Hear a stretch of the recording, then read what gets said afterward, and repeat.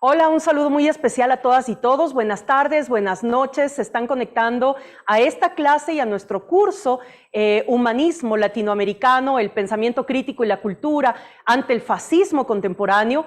Compañeras y compañeros de 20 países de la región, de Estados Unidos también y de Europa. Así que muchas gracias a todas y todos por el esfuerzo de seguir este curso.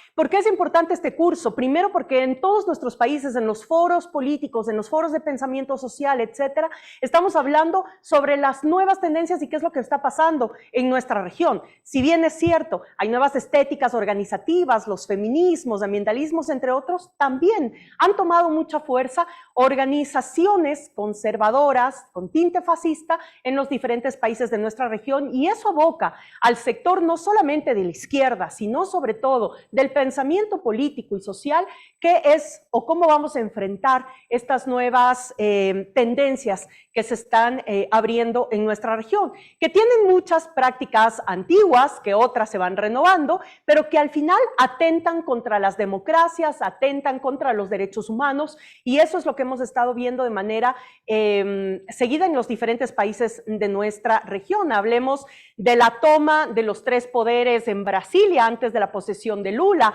del golpe de Estado contra Pedro Castillo en Perú, de todos los procesos de guerra judicial, tanto Brasil, Ecuador, Argentina, Bolivia, que se han dado en nuestra región, y también sobre los golpes blandos, principalmente el que están aplicando no solamente en Honduras contra la presidenta, única mujer presidenta de la región, Xiomara Castro, sino además también con Gustavo Petro en Colombia.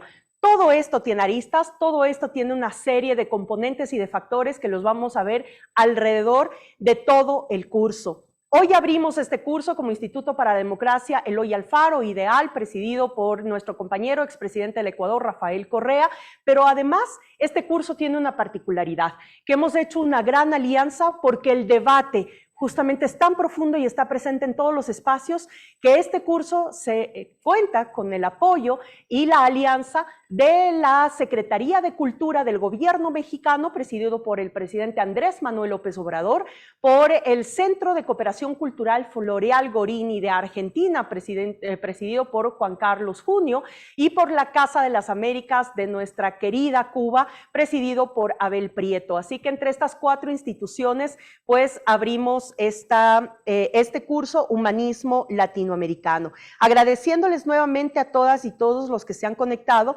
Queremos arrancar y ya como vemos aquí en set tenemos para arrancar con muchísima altura este curso, pero sobre todo con mucho contenido, pero sobre todo con mucha reflexión y pensamiento crítico. Yo quiero decirte, Paco, en lo personal, que a mí me encanta y decíamos, el Paco es el rey del desmadre.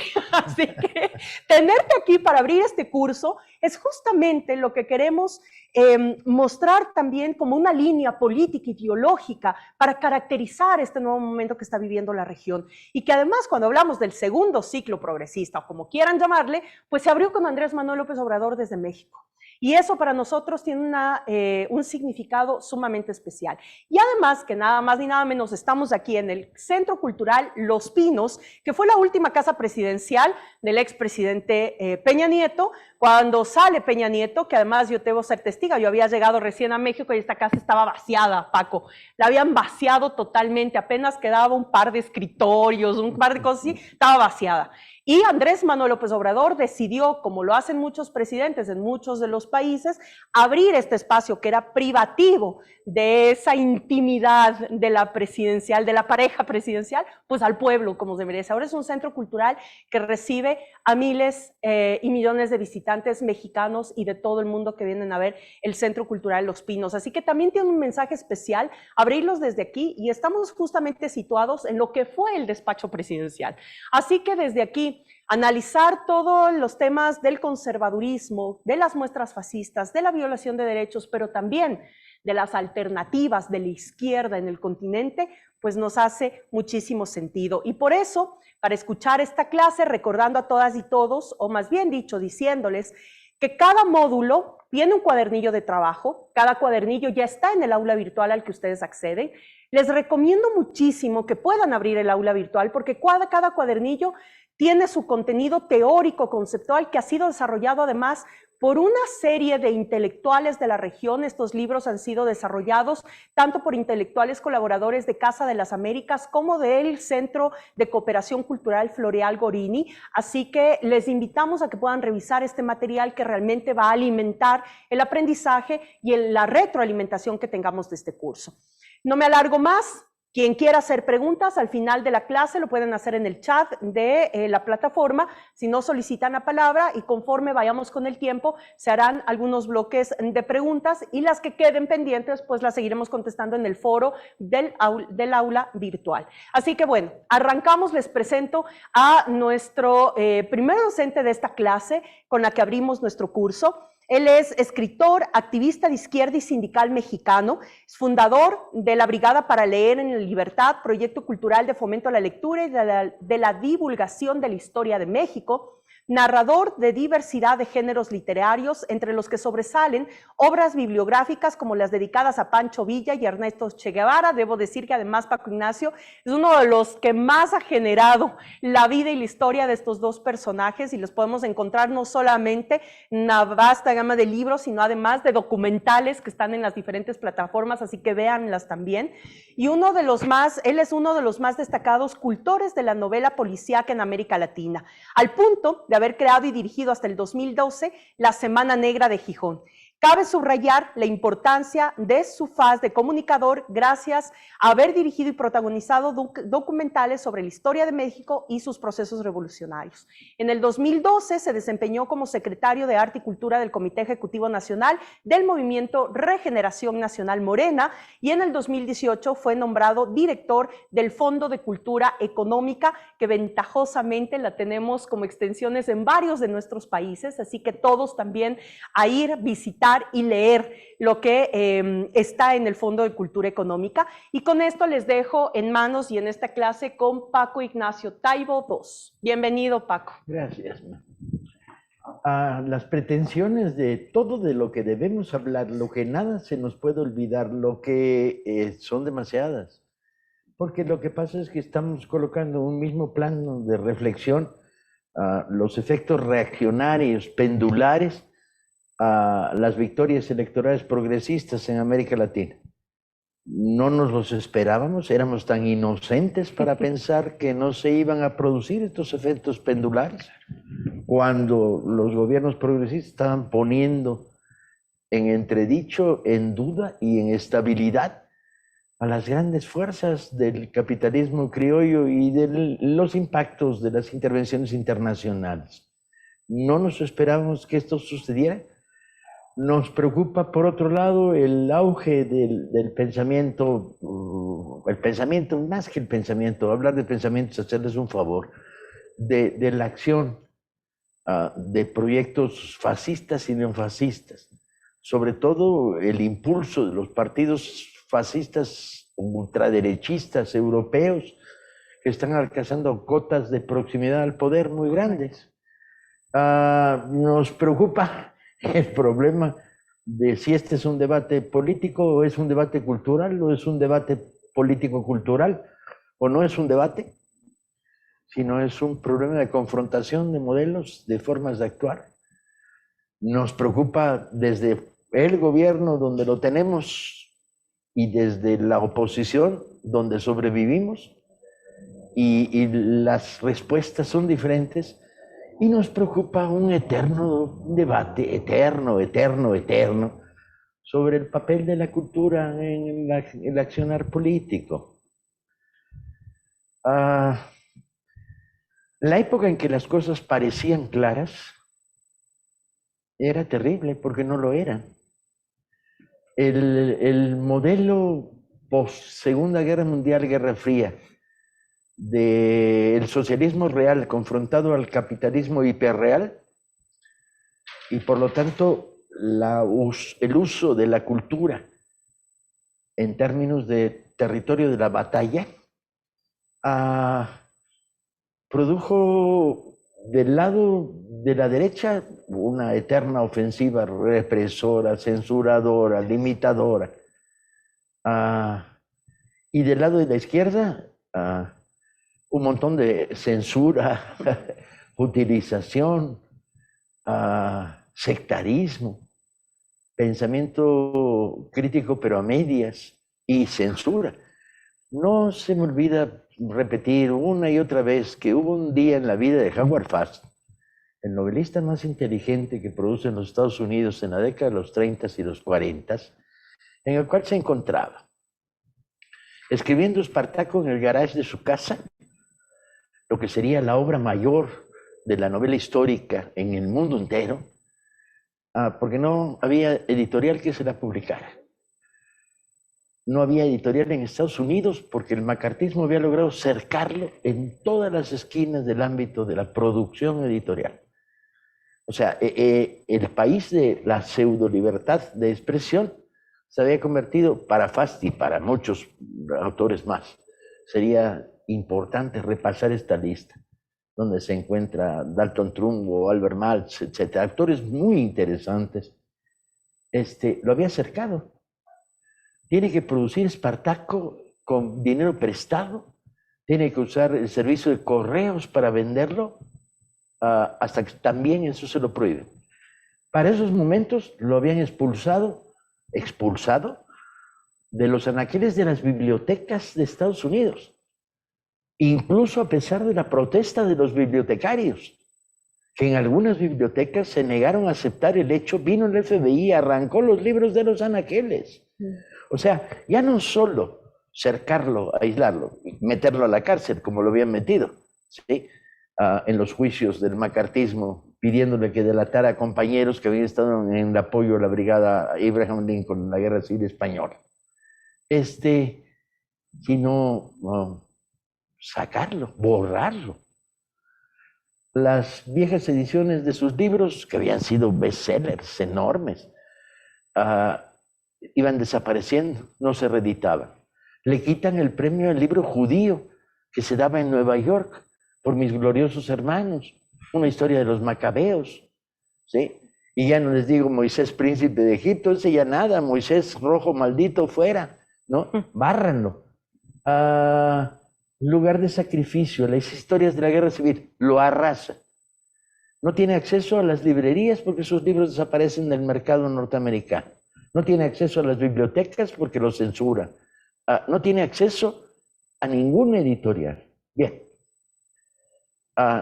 Un par de años después, le quitan el premio Stalin de la Paz. Y por lo tanto, se sucede a toda velocidad un encadenamiento de censura por parte del bloque de la Europa llamada socialista. ¿Sí? Derechos de autor en Polonia no se los pagan, derechos de autor en Alemania Oriental no se los pagan, derechos de autor en Bulgaria no se los pagan, sino que además barren de las bibliotecas sus viejos libros. Todo a raíz de la publicación del Dios desnudo, donde Fast hace una crítica de la intervención estalinista en Hungría, y no se la van a perdonar. Y barrido en la Unión Soviética, ya no digamos, donde además su crítica añade el problema de la persecución contra los escritores.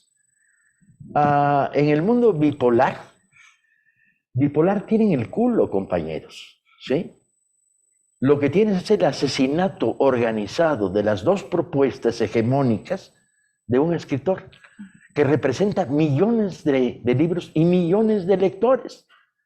Y lo condenan a la muerte. Tiene que venirse a refugiar en Cuernavaca para escribir un cuento que se llama Cristo en Cuernavaca, donde encuentra la maravillosa historia de cómo se encuentra un leñador por la calle y dice, no, pues este es Jesucristo.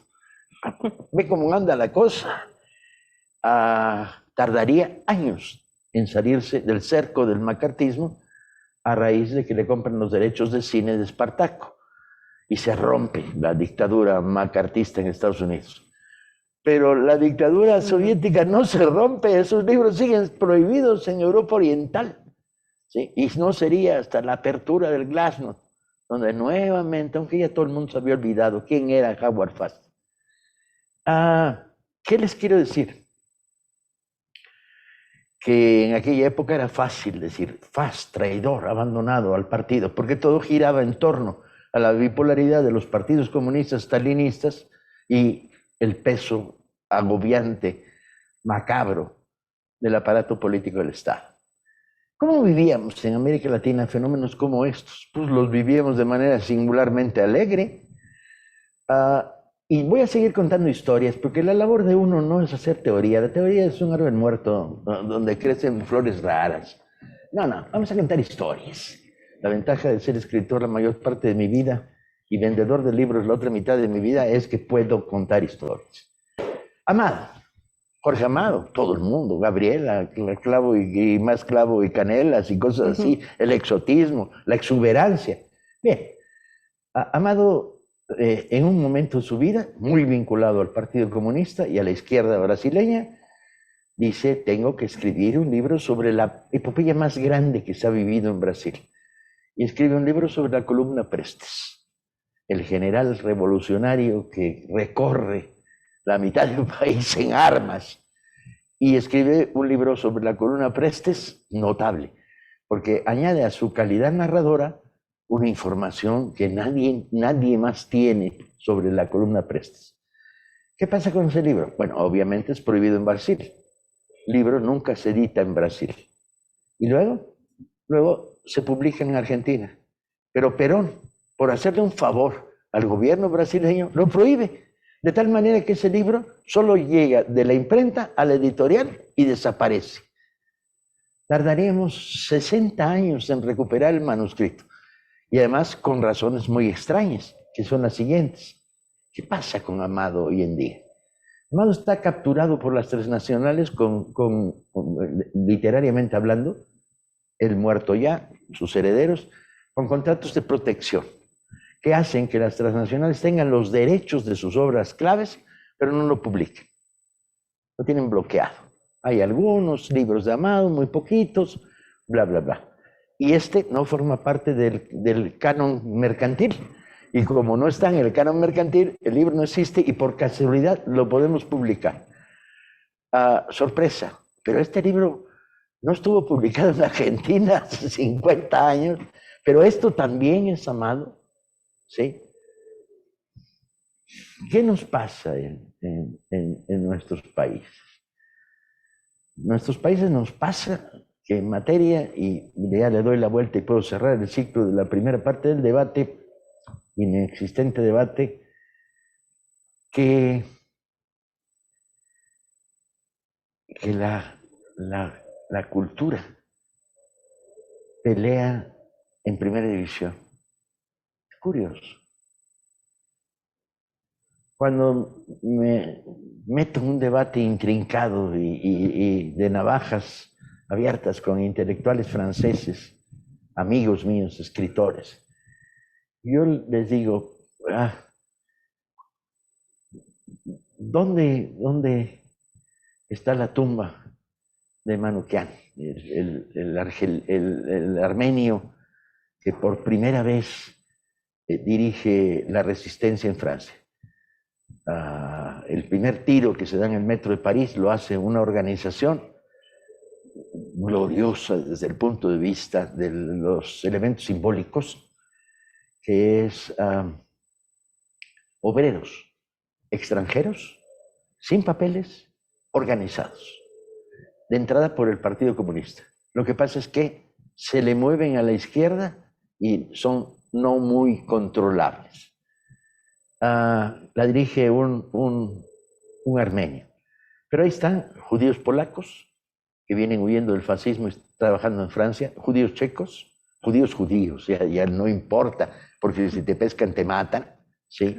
En la época del apogeo nazi desde Alemania, que se va extendiendo a Bulgaria, Hungría, etc.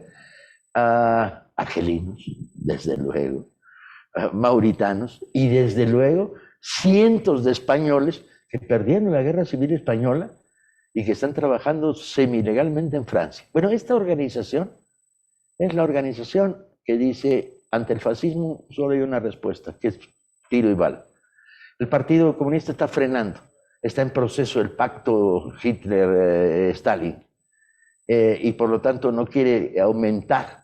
Y en la geopolítica, que es una de las ciencias más vomitivas que se han producido en la humanidad, es los enemigos de mis amigos son mis enemigos, pero los amigos de mis enemigos, y que produce fenómenos verdaderamente insoportables, como que de repente alguien de izquierda haya admirado durante 2 días de su vida a Pol Pot, ¿sí? La geopolítica dice, no, quietos. Y la Organización de Trabajadores Inmigrantes dice, no, y en el metro de Madrid, el metro de París mata tiros a 2 oficiales nazis. Bueno, me retraigo. Me planteo la pregunta, ¿por qué no? ¿Dónde está la tumba? Me dicen, en Père Lachaise, te llevo, Paco, pues, órale, vamos. A unos metros está la tumba de Rocambole y de Arsenio Lupin, entonces estaba yo en territorio conocido, me sentía en familia, y llego a la tumba. ¿Y por qué no hay novelas, libros? Y ustedes los franceses tienen un problema, tantos años vivieron chupándole la media a la historia, que se les ha olvidado cómo es la historia. Y me dicen, ¿de qué hablas? Digo, ¿por qué nadie escribe a favor de Juana de Arco? Irredenta, ¿sí? Mujer insoportable, sí, medio alucinada, había fumado marihuana de baja calidad francesa para tener relaciones con Dios como las que tenía, pero aún así. ¿Y por qué no se dan una vuelta al cementerio o a la casa donde vivió Saint-Just, la extrema izquierda de la Revolución Francesa? Y me decían, ¿saben qué? Había una pérdida de historicidad en Francia brutal. Y luego dices, pero ¿cómo no va a revivir el Frente Nacional, cuya esencia, y ahí entramos al tercer tema de esta que quieres proponer, para mezclarlo con los otros dos, que es cuya esencia, el resurgimiento del Frente Nacional, es la desmemoria absoluta. Somos los marcianos. ¿Cómo nos definimos los marcianos? Somos excluyentes, no incluyentes. Todo lo que no sea verde, chinga de su madre, ¿sí? Entonces, si es argelino, pues va a chingar a su madre. Y esta retórica, nos quieren quitar el trabajo. Y solo la cultura tiene respuestas. Solo la cultura tiene respuestas. Cuando en Alemania se publica un libro como Cabeza de Turco, y que se difunde masivamente, el argumento central que estudia las historias de los turcos en el mundo laboral alemán y lo que pasa. Y es narrativa pura, es nuevo periodismo en el mejor de los sentidos de la palabra. La pregunta que hace continuamente es, ¿te estoy quitando el trabajo? ¿De veras quieres trabajo de limpiar residuos nucleares? ¿De veras quieres trabajo de limpiar baños de mierda en estacionamientos? Y es esta reflexión la que es de una potencia. La cultura es espacio de resistencia, es reflexión, y cuanto mejor y más cálida y más inteligente es, más potente es las posibilidades. Eso me lleva al cuarto piso de lo que quieres discutir, que es como es todo, pues no tengo problema, voy a seguir bailando con singular alegría. ¿Qué hacemos con los talibanes? Nos preguntábamos. Y yo decía, bueno, tirarles bombas, desde luego, ¿no? Sobre todo porque cuando tiras bomba, y como dijo Raúl Sendic, la bomba es de derecha. El dirigente de los Tupamaros dijo, la bomba es de derecha. La bomba no es esencialmente justa, sino la bomba explota cuando no quieres y mata a la ancianita que vendía lotería en la puerta de un banco. La bomba es de derecha. Entonces, tirarles bombas a los talibanes, no les tires bombas. Pues, ¿qué les tiramos? Porque están verdaderamente promoviendo el regreso a la prehistoria, a condenación de la mujer en todas sus comunidades a estado de cosa, a destrucción de los pocos avances que se han producido en Afganistán en términos de la creación de una generación entera de enfermeras a la que expulsan de las escuelas y les dicen nunca más, ¿sí? ¿Qué les tiras?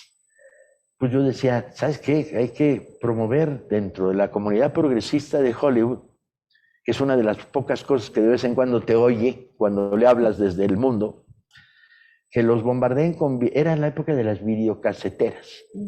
Les bombardeas en paracaídas una videocasetera que se puede enchufar, si hacía falta le metías un transformador que le diera un poco de corriente hasta en medio de las montañas, y un cassette con la película Hilda, que es donde se quita el guante. Y todo el mundo me miraba como diciendo, ahora el que ha fumado marihuana de baja calidad eres tú, Paco. Y yo decía, no, tenemos que repensar dónde la cultura se vuelve incisiva, crítica, operante, masiva, inteligente.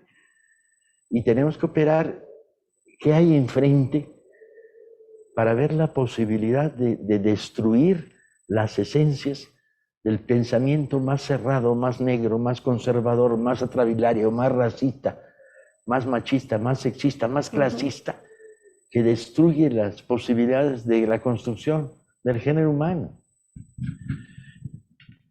Entré a debates muy raros. Un compañero me dijo, mira Polonia, veo Polonia. Yo veo las cosas que me dicen que vean, o sea, no hay problema. Veo. ¿Por qué los trabajadores de la Ford Motor Company polaca, cuando se destrona el régimen del socialismo irreal, votan por la privatización? Yo, ay, güey, qué fea pregunta. Digo, cuando habían probado por la nacionalización, no, porque era una empresa nacional ya. Por la nacionalización burocrática, la estatalización, pues no, porque eso ya lo tenían y no servía. Pero por el control obrero, maldita sea, tenían el poder. Había sido Solidaridad la que había ganado la revolución antiautoritaria en Europa Oriental. Y votan por privatización. Y uno dice, ay, güey, qué feo se siente. Y esta pregunta es una pregunta recurrente. ¿Dónde está la historia? ¿Cómo la historia y la narración de la historia, y por lo tanto la cultura, se coloca en primera división? Insisto, necesitamos imaginación y necesitamos plantearnos este tipo de preguntas adecuadas a nuestras situaciones regionales. Porque donde tenemos parte del aparato del Estado podemos hacer política de masas, en términos culturales, muy de masas. Se los digo yo que regalé el año pasado 5 millones de libros a población abierta, ¿sí? Y que hemos creado 12,000 clubes de lectura de base a lo largo de todo el país. Y que tenemos ya en la Ciudad de México, en el país, 120 librerías. O sea, podemos hacer políticas de masas. Pero ¿y donde no la tienes? Donde lo que tienes es un régimen autocrático y asqueroso, ¿a cuál más asqueroso? ¿Sí? ¿Qué tipo de propuestas culturales? La izquierda suele pensar en términos, cuando está en condiciones de resistencia, produce cosas maravillosas. Un grupo de teatro, un gran talento hundido en una esquina del barrio, logra extenderse, pero en general hay una tendencia a producir trabajo hormiga y no a tomar altura, a decir qué es multiplicador, ¿sí? Una película brillante, ahí están los ejemplos de las películas colombianas, que van a constituir la base social de lo que luego sería el movimiento que lleva al poder a Petros. Una política literaria, narrativa, histórica, etc. Pero en general una tendencia al trabajo hormiga. Y lo que hay que hacer es poner a discusión cómo demonios trascendemos y descolocamos el trabajo hormiga. Mi única respuesta hasta estos momentos es: usa la provocación cada vez que puedas. Y utiliza los resortes de conocimiento de las sociedades industriales y su divulgación como guante que reviertes. ¿Tienes problemas con Flashman? Sí, tengo todos los problemas del mundo, no me gusta. Es un güey que es tan rápido que no tiene tiempo para leer, ¿no? ¿Tienes problemas con el hombre araña? Sí, porque decide interrumpir su educación cada vez que puede. ¿Pero tienes problemas con los 7 enanos de Blancanieves? Y me digo a mí mismo, no, lo que tengo que hacer es volverlos a dar un tono de realidad, que es, ¿qué son los 7 enanos de Blancanieves? Los 7 enanos de Blancanieves son mineros, proletarios, vale, bien. Por lo tanto, ¿qué cantan cuando van por el bosque? Cantan, ailo, a casa a descansar. Ni madre, son proletarios. Van por el bosque y van cantando, arriba, parias de la tierra, en pie, famélica legión. Son enanos proletarios, chinga. Hay que reivindicarlos, hay que traerlos, sustraerlos. Moverte en la cultura de masas tiene la gracia de que puedes jugar en primera división estando en tercera división y en minoría absoluta. Puedes provocar, puedes avanzar. Y tienes que poner en el programa político-cultural, tanto como estás en la oposición como si estás en la vanguardia, tienes que poner en el centro del programa político-cultural las claves político-críticas de los momentos que estás viviendo en cada país. En algunos lugares, la crítica cultural al machismo es más importante que la crítica física al machismo. Está muy bien, yo cada vez que voy a una escuela secundaria en este país, yo digo, clases obligatorias de defensa personal para las mujeres, para que le rompan el hocico a los acosadores. Y causa júbilo por parte del sector femenino y reacción de pánico por parte del sector masculino, que diciendo, a esta le van a enseñar karate, me va a romper el hocico a la primera de cambio. Pero aparte de eso, tienes que establecer y desarrollar y generar en el nivel alto, en el nivel medio, en el nivel de la televisión comercial, en el nivel del salón de clases, una política de macho ridículo para descalificar, para arrinconar el pensamiento machista generado en la enseñanza media. ¿Sí? Un hombre que golpea no es superior físicamente, es inferior mentalmente. Y tienes que decirlo. Y tienes que arrinconar al machismo. Y esta es una batalla cultural. No solo es una batalla por derechos, por calles seguras. Es cierto, era importante. Nosotros que hicimos, todas nuestras librerías tienen un letrero en la puerta, que es librería segura. Si te sientes perseguida, acosada, etcétera, pasa y aquí nos hacemos cargo de tu defensa. Y llamamos por teléfono a quien haya que llamar, y mientras estén dentro de la librería, ten por seguro que se acabó la cosa. ¿Sí? Pero eso es nada, son 120 librerías del país. Lo que hay que hacer es política cultural. La puedes generar desde el aparato del Estado, a veces sí, a veces no. Donde desde luego la puedes generar es de la sociedad creativa. ¿Con qué tropiezas? Pues tropiezas fundamentalmente con que hay culturas en pugna. ¿Y cuál es la cultura dominante? La cultura del dinero. El neoliberalismo que ha puesto encima de nuestras cabezas y en nuestros países. Uca uca, el que lo encuentra se lo emboruca. Como tenemos un público latinoamericano, esto hay que ejercer un proceso de traducción. Uca uca se entiende, ¿no? Emborucarse es metérselo. ¿Dónde? Es un problema de cada cual. ¿Sí? Por lo tanto, la filosofía de el dinero, péscalo, agárralo, no lo dejes pasar. La mercantilización. ¿Sí? Cuando discutes con editores sensatos, simpáticos, ¿por qué publicas tanta mierda, compadre? Te dicen honestamente, porque, oye, esto me da dinero para publicar libros decentes y no les falta razón. Es verdad. Sí, pero al mismo tiempo tenemos que el mercado del libro en América Latina está dominado por autosuperación y literatura chatarra. Exacto. ¿Y esto puedes reglamentarlo? No. Lo que hemos podido hacer en las librerías del Fondo de Cultura, no distribuimos autosuperación. ¿Pero vamos a censurarla? No. Que las vendan en los supermercados, en las tiendas comerciales, que haya libertad. ¿Vamos a criticarla? Sí, donde podamos vamos a criticar. Vamos a decirle es mentira y charlatanería que te curas el cáncer poniéndote piedritas calentadas al sol. Y no solo es charlatanería peligrosa, porque produce muertos. Vamos a denunciar que un libro que se llama Cómo ligarte a tu secretaria y no morir en el intento es un libro que tiene 96% de fracasos. O sea, no vas a decirles, es una mamada machista. Les vas a decir, no funciona. No ligas nada, no ligas un carajo. Ligas mucho más con Neruda que con el libro de Cómo ligar a tu secretaria y no morir en el intento. Y entonces traes de nuevo a Neruda a la calle. Y me gustas cuando callas porque estás como ausente. Y es medio machista, pero no importa, lo pueden usar las niñas llamándole a los niños. Y provocas, y provocas, y provocas. Y vuelves la cultura un instrumento de provocación y de interconexión entre el trabajo de abajo y el trabajo de arriba. Hemos tocado uno por uno los 27 temas que querías. Sí, a toda velocidad además, porque si no, no me divierto. Y si vengo a dar una conferencia es porque me lo paso bien, francamente. Tengo la percepción de que una conferencia en la que me aburro, ustedes también se aburren.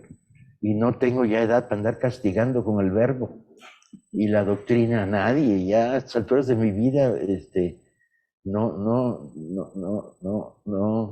He perdido las obligaciones de la doctoricidad académica. ¿Suena muy irreverente? Sí, es irreverente, porque la cultura es, por esencia, un fenómeno de irreverencia.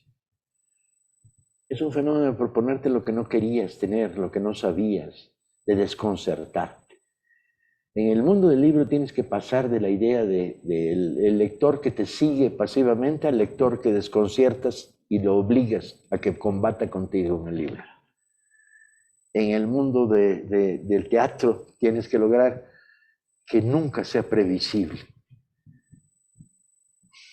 Y en el mundo del cine bastante haces con juntar el dinero para hacer tu película. No, y ya ven cómo realmente era importante empezar con esta clase en un tema fundamental, es decir, cómo combatir. Y a veces, Paco, las propias izquierdas, incluso las propias organizaciones que se van generando, se van burocratizando y nos olvidamos de esa creatividad que nos da ser calle oposición, de ser más imaginativos porque exactamente no hay recursos. Y cuando empieza a haber recursos, entonces nos empezamos a burocratizar. Y la lucha es eso, la lucha se convierte en estática, en formal, y ahí terminamos perdiendo, sí. Porque la formalidad sin dinero. Y con dinero, con dinero. No, porque la derecha, digamos, usa su dinero para ocultar sus faltas de creatividad y nos mete en el mundo del marketing, en el debate político del marketing. ¿Qué tenemos nosotros a favor? Justamente la creatividad popular, la que sale a los pueblos, la irreverencia. Este curso lo siguen, el 80% de este curso, Paco, son estudiantes que tienen entre 18, o sea, que son menores de 40 años, ¿ya? Es decir, son jóvenes que vienen de partidos políticos, organizaciones políticas y que se están formando como cuadros políticos en sus respectivos países.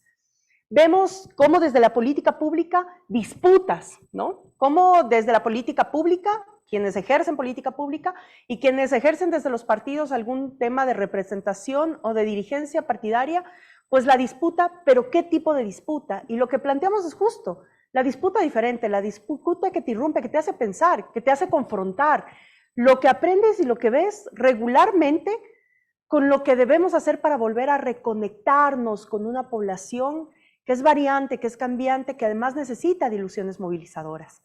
Ahí entra justamente el tema de la cultura y entra principalmente el tema del libro y de la lectura, y no cualquiera. Por eso ustedes cuando van a encontrar lecturas sugeridas en cada uno de los módulos, también va concomitante a esto. ¿Qué lecturas nos confrontan? ¿Qué lecturas nos hacen variar esta matriz de pensamiento? Porque además la primera década del siglo XXI, donde tuvimos mayoría de gobiernos de izquierda y progresistas, una de nuestras jaladas inmensas fue el cambio de la matriz cultural. No trabajamos sobre eso. Trabajamos aceleradamente, producimos cambio, fuimos exitosos en la salida de la pobreza de un gran porcentaje de nuestra población, en el cambio institucional, etcétera. Pero tanto fue nuestro fracaso en el tema del cambio cultural que rápidamente dimos un vuelco a un proceso neoliberal que ventajosamente en la mayoría de países del sur fue rápido pero nefasto. Somos además, como el continente más desigual del planeta, muchos de nuestros países en la región son los que menos leen, son los que menos información tienen, son los que nos dejamos guiar por los titulares de la prensa. ¿Cuánto daño hace eso realmente a la conciencia y a una conciencia de clase y a una conciencia transformadora? Y desde la cultura, pues es una herramienta para combatir justamente estos temas del fascismo. Pero tenemos ya dos preguntas que nos van haciendo... No, antes. Dale. Antes. Una izquierda sin sentido del humor es lo más parecido además a la derecha que hay en el mundo. Ojo, no estoy bromeando. Y una izquierda demasiado articulada en torno a lo políticamente correcto es mortífera, es aburridísima. Y es muy ingenua, Paco, también. No son ingenuas. Es ingenuidad. Es facilismo. Lo políticamente correcto es facilismo. No digas coño porque es mala palabra, decía mi mamá con autoridad de mamá. Pero ¿cómo chingados se atreve a decirme en un programa de televisión no digas coño porque es mala palabra? Yo soy escritor, sé que no hay malas palabras, hay palabras. Y las palabras designan. Y coño es una discriminación que no tiene nada que ver con órgano femenino. Es uso el que le da el valor a las palabras. Pero como ataquen los del políticamente correcto, ya me crucificaron por decirlo. Y es absurdo. Un bobo es un bobo. Un menso es un nivel superior al bobo. Un baboso es un nivel superior porque babea y se limpia los zapatos con la baba. Pero un pendejo, es un menso con mala leche. El uso del idioma es el que nos da el poder. Y bueno, esto nos sirve metafóricamente en una conversación como esta, porque pendejo en Chile es uno que mide poquito. pero rompamos con el políticamente correcto. Rompamos, la cultura se ha hecho históricamente de políticamente incorrectos. ¡Ay, qué pinche horror! Es como ponernos uniformes de colegialas de escuela de monjas del siglo XVIII a los escritores de este planeta, man. Pero además nos aterroriza, pero los fascistas de este tiempo lo utilizan, ¿no? Ah, claro. Entonces, Milei es, bueno, ya dijo que no se lanza a la presidencia de Argentina, pero utilizando esto llegó mucho a los jóvenes. Oh. La irreverencia. Entonces, ¿qué estamos haciendo desde el otro lado? Los formalismos. Eso es lo que tenemos que justamente confrontar para saber qué es una de las formas. No solamente el lenguaje, la retórica, los símbolos, las estéticas, son confrontadoras y tenemos que confrontar dentro de la izquierda con esas mismas taras que muchas veces las hemos ido aprendiendo en la historia, desde la izquierda ortodoxa hasta estas pequeñas modulaciones de estos tiempos, pero es como recrearnos.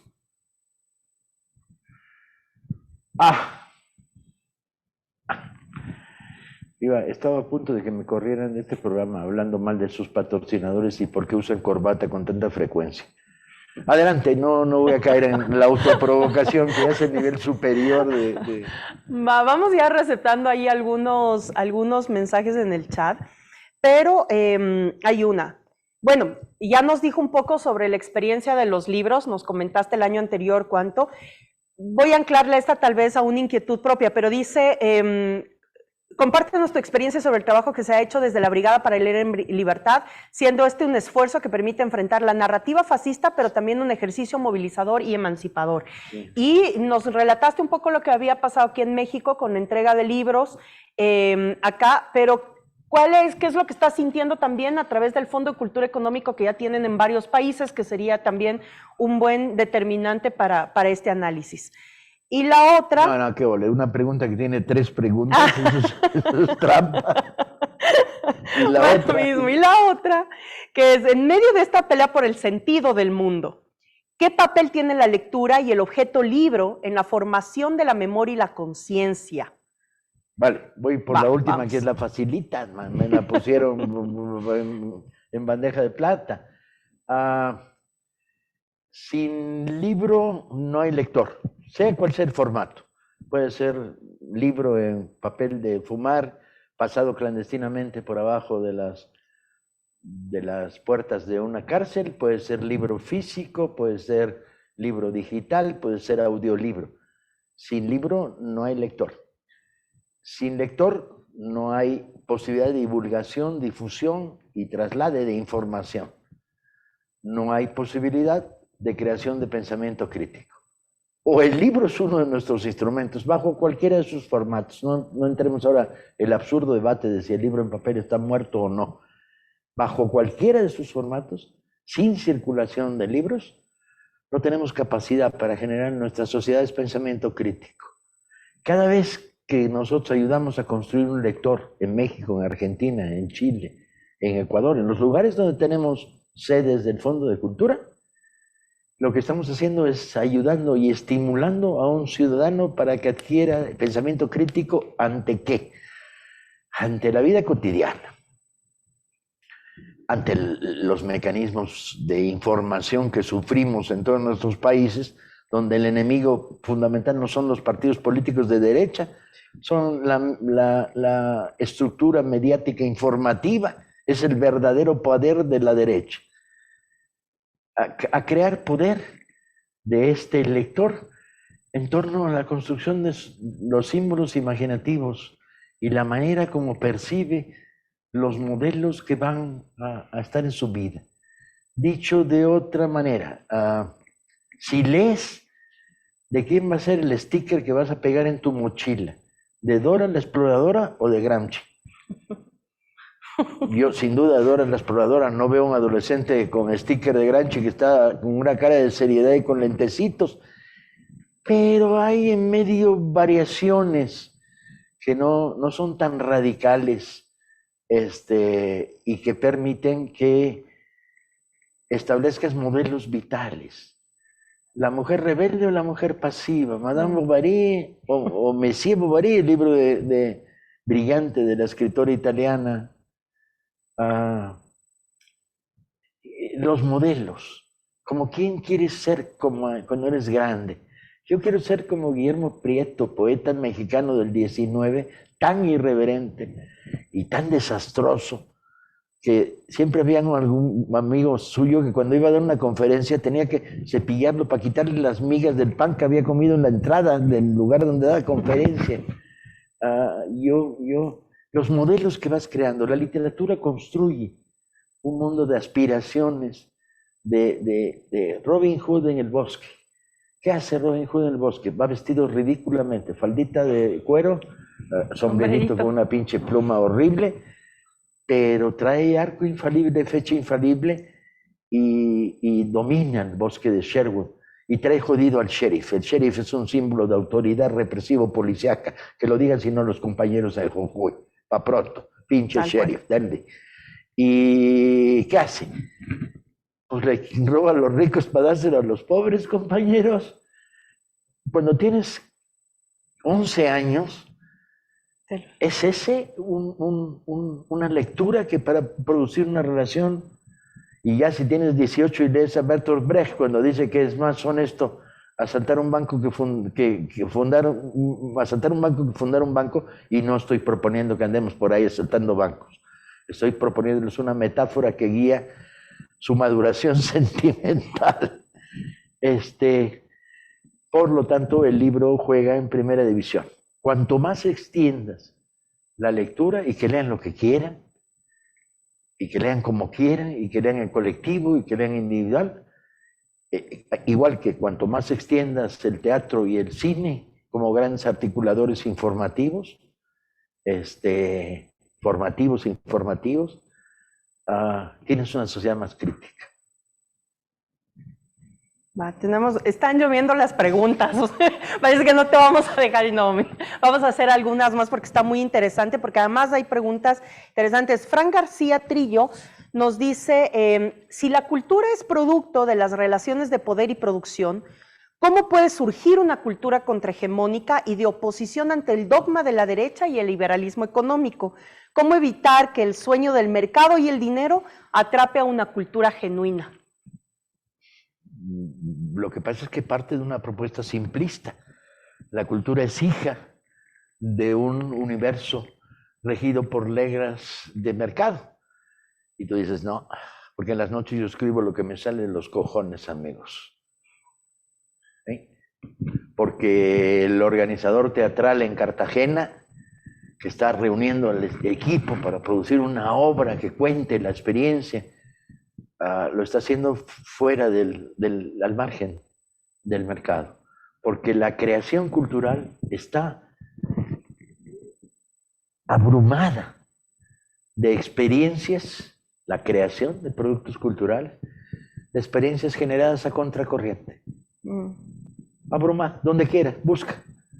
Y cómo escribía Emilio Salgari las novelas antiimperialistas de Sandokan y los Tigres de la Malasia. Lo escribía a centavo la página. Era todo lo que le pagaba.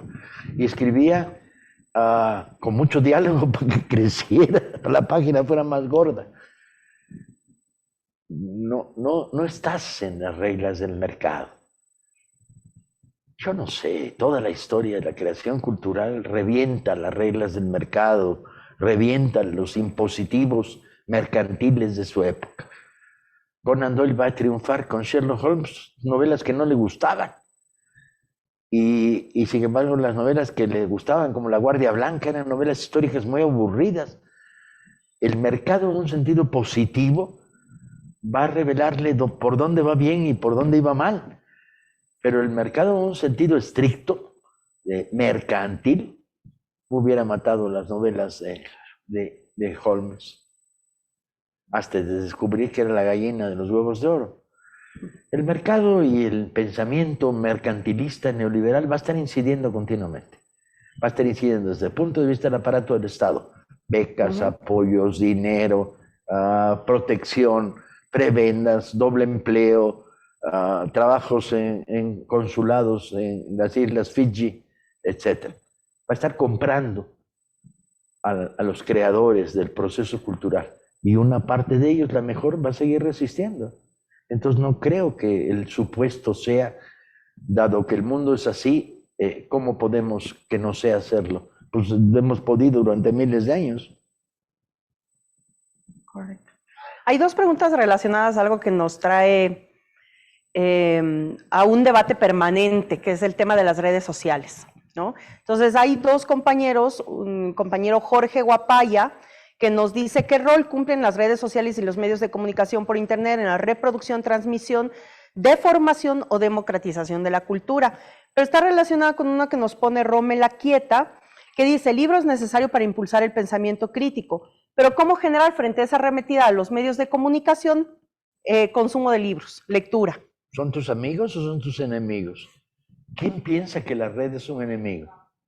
¿La vas a medir por los bots y los sicarios que trabajan en la red a sueldo? No, esos son unos pobres diablos que tienen el empleo de calumniadores, difusores de mentiras, etc. Pero lo hacen por razones de pobreza y miseria ideológica. Conozco pocos militantes de la red, reaccionarios naturales, ¿no? Son más bien una bola de mercachifles asalariados.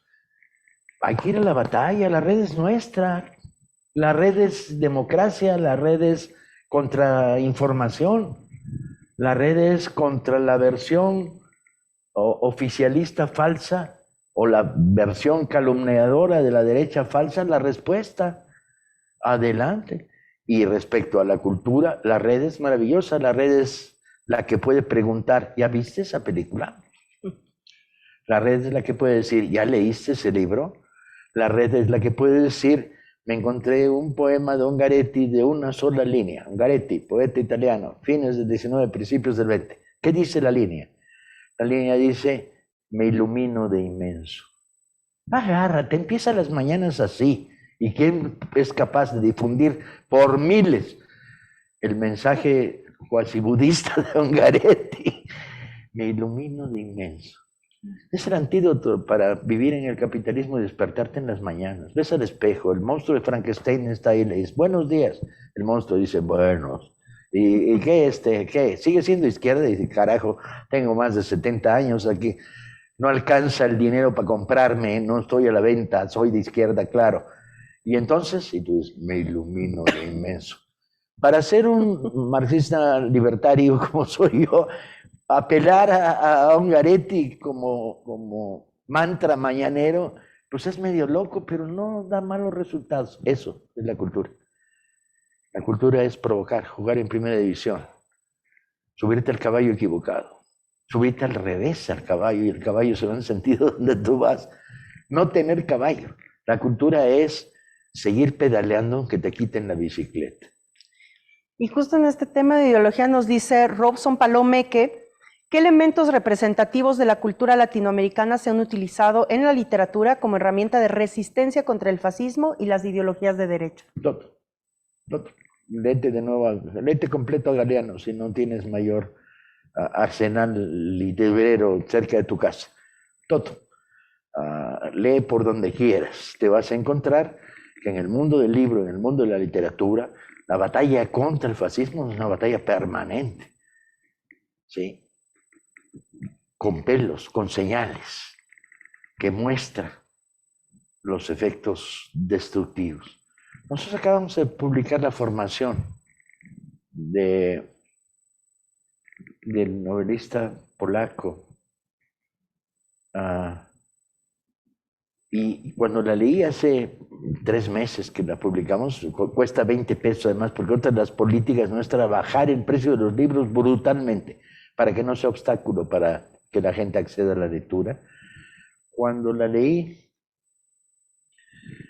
a raíz de la publicación hace 3 o 4 meses, salí más antifascista que de costumbre. Te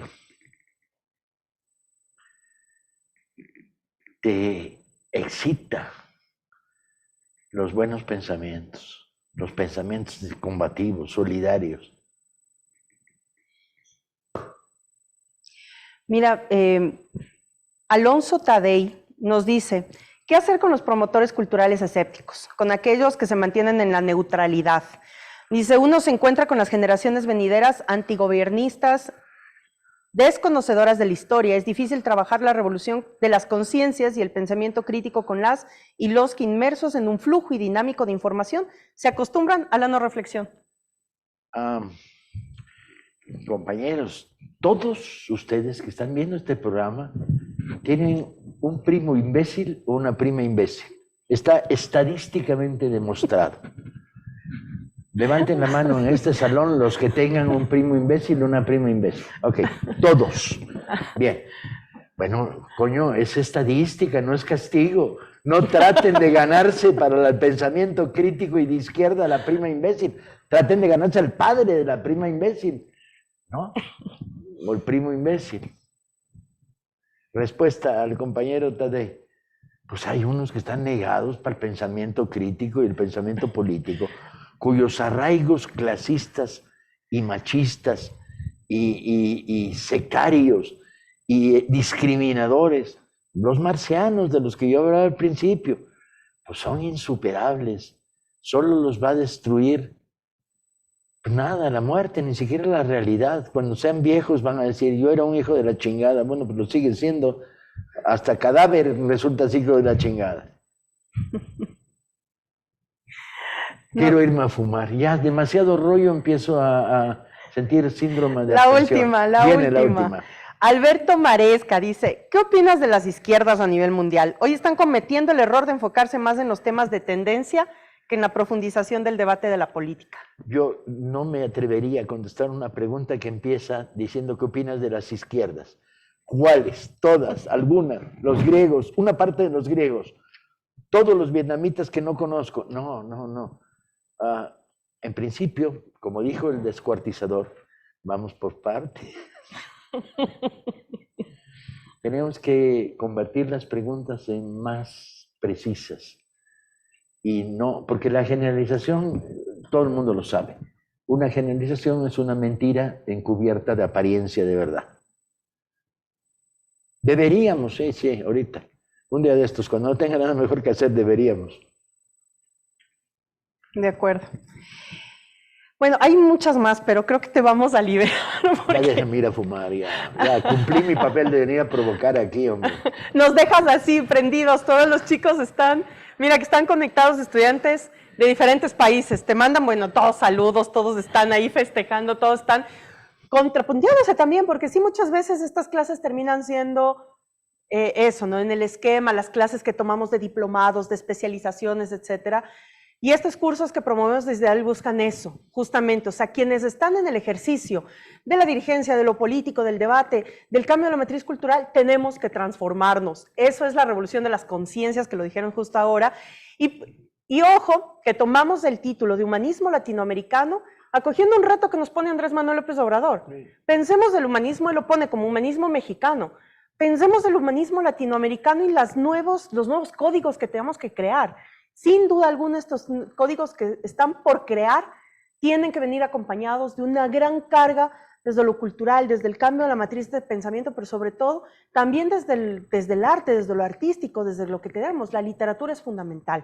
Así que bueno, te dejamos con el último mensaje ya que nos cierres esto y pues cerramos la clase. Hoy me tomé el rol de Andrea Flores, que ustedes la van a ver más en el tema de la moderación de preguntas y respuestas, pero me ha encantado conversar este diálogo con el Paco porque es cómo te sacuden, cómo te ríes incluso de lo que hasta tú mismo llegas en un momento a creer y a hacer. De eso se trata, compañeras y compañeros. Así que para nosotros arrancar este curso con la clase de Paco Ignacio Taibo II no solamente es un honor para el curso, para Ideal, sino es esta experiencia, una experiencia que nos permite sacudirnos y dejarnos confrontados. Así que gracias, Paco, y te dejamos en el mensaje final para los chicos y chicas que nos están siguiendo Llevo en este curso. 60 años militando y no renuncio ni un minuto de esos 60 años. Peleé por las causas justas en los momentos justos. Muchas veces fui sectario, muchas veces me equivoqué, muchas veces medí mal mi posibilidad de acción, el futuro. Muchas veces juzgué demasiado rápido, pero es un producto de que la vida es un proceso educativo, básicamente. pero no renuncio ni un solo minuto. Yo sigo caminando con los enanitos de Blancanieves por el bosque, cantando la internacional. Y a veces me peleo, y me peleo con mucha gente, y le digo, a ver, la culpa no la tienes tú, compadre, de ser un marxista, marxisnero, que vives de dar cursos en la academia sobre marxismo en 30 universidades, y eres un hombre del sistema, ¿sí? Los marxistas que estás formando son tan académicos que les enseñan a los neoliberales a ser neoliberales. Pero la culpa no es tuya, la culpa es de los pinches sectarios de Carlos Marx y Mikhail Bakunin, que se pelearon en la Primera Internacional y nos rompieron el Frente Amplio desde entonces. Hasta ahí. Gracias, agradecemos a Paco Ignacio Taibo II. Con esto cerramos esta clase. No tienen idea todos los jóvenes que están aquí en el set también. Así que bueno, entren al aula virtual, revisen el material que está ahí, estudiémoslo y también siempre después de cada charla dejamos un temita para debate y continuar este debate en el foro del aula virtual. Así que gracias a todas y todos, pendientes, todo se dice por correo, todo en el aula virtual. La próxima semana tendremos nuestra próxima clase. Así que un abrazo a todas y todos. Fuerza a los que están desde Argentina, que están viviendo esta arremetida horrorosa en Jujuy, muchísima fuerza a Colombia, que está viviendo un golpe blando, fuerza a todos los países que estamos sintiendo nuevamente una arremetida neoliberal, conservador y con tintes fascistas en plenos momentos de transformación en muchos de nuestros países. Así que un abrazo, nos vemos la próxima semana y gracias a todas y todos por conectarse en esta primera clase del curso Humanismo Latinoamericano, la cultura y el pensamiento crítico ante el fascismo contemporáneo. Nos vemos la próxima semana.